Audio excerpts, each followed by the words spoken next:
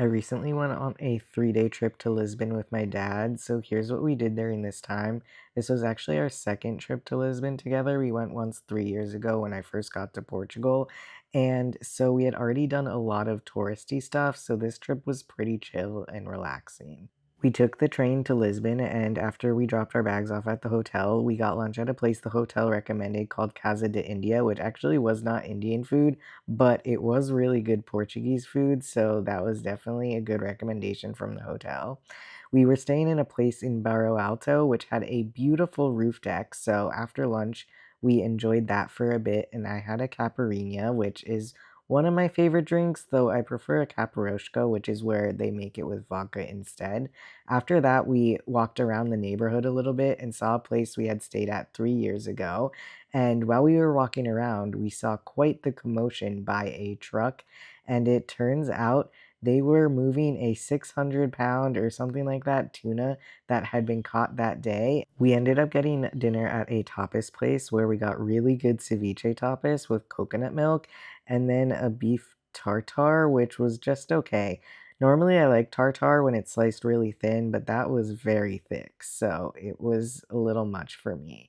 The next day, we had breakfast at the hotel because I guess it was included, and it was just pastries and fruit and stuff. You could get eggs, but I stuck with pastries and fruit. We truly had no plans for the entire trip, so we ended up walking around a little bit near the water today, and I do love a good seaside or riverside, I guess, in this case, walk. Though, if I'm being completely honest, I definitely think the river in Lisbon reminds me a lot more of an ocean, or my dad kept saying a bay, because it just is so big across. While we were walking along the river, we also stopped in this cool park, which is where they were showing the World Cup games. And we saw the cruise ship terminal, which, by the way, cruise ships are huge, before we headed to lunch, but we got maybe a little bit lost on the way to lunch. It's okay though, because the streets were really cute. At lunch, I got a toast, half avocado, half hummus. That was okay. And another caipirinha. I still wish it was possible to get caparoscas, but they were less common in Lisbon, I guess. We continued to walk around a little more, and I love small streets like this, so I guess you're going to join me as I walk through it because I just think they're so cool and it feels like you're taking a secret passage in a video game to somewhere else. In our case, we were taking a passage through the city so we could find an outdoor escape room. My dad loves escape rooms, and I thought it was cool to do an outdoor one, though we definitely did not win this. Afterwards, we got drinks before we went out to dinner, and I got two different Sex on the Beaches, and they were so good. For dinner, we were trying to go to a place we had gone 3 years ago, and we're still not sure if we went to it, but we wanted to go somewhere where you could cook your own steak on a hot stone. We definitely succeeded in that and also got a plate of lamb chops. And after dinner, we headed to a bar called Bubbles, which had some fun cocktails. We did hotel breakfast again, though I think I got pancakes in addition to what I had gotten the last time.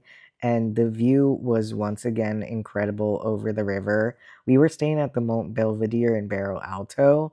After breakfast, we really didn't have plans. We had been thinking about going to see the Cristo Rey statue, but we decided it was going to be a real hassle to get out there. So instead, we walked towards St. George's Castle, where we saw this archaeological site. I think it was under archaeology the last time we had seen it, but it was cool to see it kind of carved out. I guess it was a stadium or a theater or something.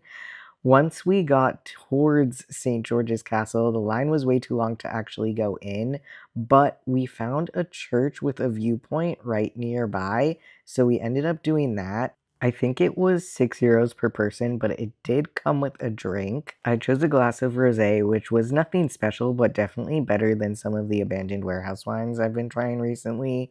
And the views were also pretty good, though I don't think it was the highest viewpoint in the area, and it definitely didn't have as many view options as the castle did. I don't think it would have been worth the €6 if you didn't also get the free drink, but once you add the drink into the cost, I don't think it was too bad. I'm not sure it's a place I would go again though, if that makes sense. It was then, of course, time for another snack, so we ended up at a place called Ludo's, which was very cute. It kind of reminded me of Greece. I got a dragon fruit cocktail, which was very refreshing, and a vegan like charcuterie plate, which I thought was delicious as well. And we ended up in this really interesting looking market square afterwards, which I think this market was around for like 2 or 3 weeks during the summer, and they had some pretty cool stalls. It kind of reminded me of a Christmas market. The square itself was also very beautiful. I love the large, very rectangular squares that you see in Lisbon, like this giant one that I'm walking through right now. I actually think this square might have been part of our outdoor escape room, but a lot of these squares look really similar to me, and I've only been to Lisbon a few times, so I'm not actually sure. I did love this little Lisboa sign though, and my dad offered to get a picture of me by it, but I actually just wanted to get a picture of it. After that, we went to try and find a viewpoint that we had seen 3 years ago. I think we did end up finding it, but the walk there was, I think, probably the steepest hill I've been on in my entire life. I was really panting to get up there.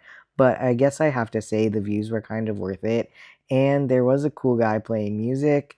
The fountain was pretty, and we ended up having a few drinks at the bar in the back there. So it was overall just a really relaxing afternoon spent almost entirely in this park. We then headed to dinner where we went to an Italian place where we got meatballs and burrata, and I got this really interesting, I think, martini drink, which also came with a small glass of wine on the side. And after that, we went to watch the World Cup game, Spain versus Belgium, in the public square.